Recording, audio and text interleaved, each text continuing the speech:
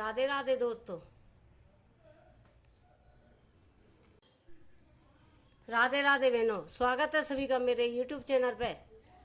आज हम पहले अध्याय गीता की कहानी सुनाने जा रहे हैं कि इस कथा के श्रवण करने से मनुष्य की कई पीढ़ियाँ तर जाती हैं और उत्कल कुल में जन्म लेता है, ब्राह्मण कुल में जन्म लेता है।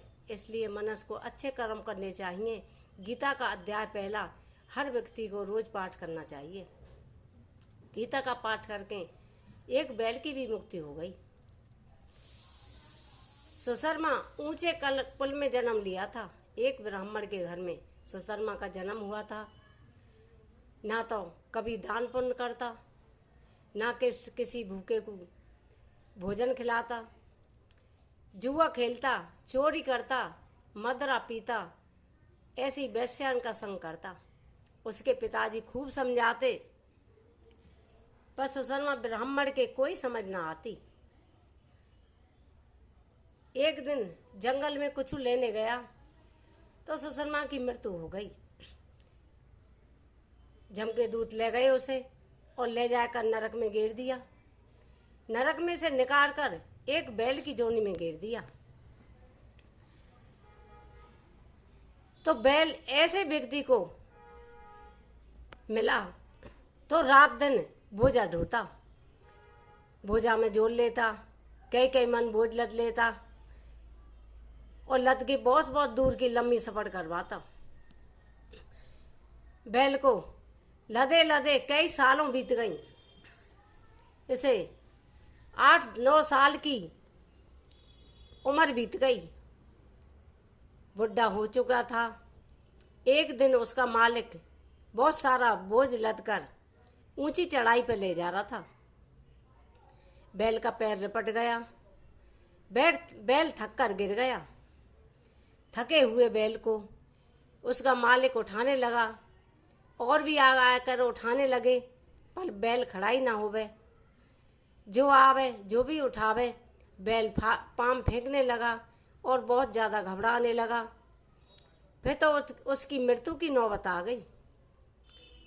अब एक व्यक्ति आया, उसने अपना पुण्य दान दिया। एक व्यक्ति आया, उसने व्रत दान दिया। और जो आते जो कुछ न कुछ दान देते, पर बैल की मृत्यु नहीं भई। एक वैश्या आई। वैश्या बोली, ये काय की भीड़ मची हुई है भाई? कि एक बैल है, उसकी जान नहीं न कर रही, सब अपने अपने पुण्य को दे रही। वैश्या भी पास पहुंच गई और सारे लोगों को हटाकर और बैठ के बैल के पास और बोली, मैंने भी कछु पुण्य किया हो तो एक दिन का पुण्य मैं भी देती हूँ। तो भी बैल की मृत्यु हो गई। बैल की मृत्यु होकर धर्मराज के पास गया। धर्मराज ने लेकर जो कर लिया, उसके पाप कट गए। उसको एक अच्छे कुल में राजा के घर में जन्म दिया। जब राजा की जोनी में मनुष्य जोनी में आया तो 5-6 साल का है गया। उसे अपनी पहली जोनी याद थी। पहली जोनी को याद करके वो वैश्या के पास पहुंचा और बोला, आपने जैसा कौन सा पुण्य किया सो मेरी मुक्ति भई। वैश्या बोली, कौन हो? मैं तो आपको नहीं जानती। अब वो लड़का बोला, मैं तो वही बैल हूँ जो आपने जोनी से छुड़ाया था। मेरी मुक्ति हो गई। अब मैं मनुष्य जोनी में पड़ गया हूँ। वैश्या बोली, मैं तो कुछ जानती नहीं हूँ, पर मेरे घर में एक तोता है, वो कहता है वही मैं सुनती हूँ। मैंने अपने जीवन में कोई पुण्य नहीं किया।